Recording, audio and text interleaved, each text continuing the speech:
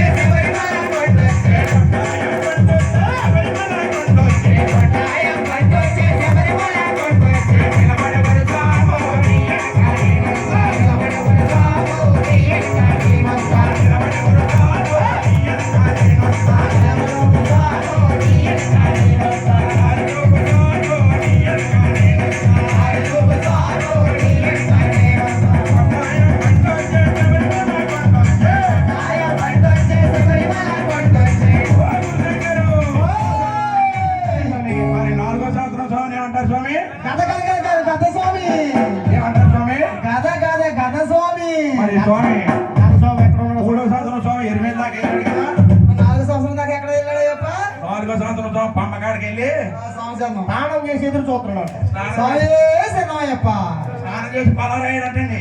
స్వామి శరణం. నేనేమో కదా స్వామి నాకే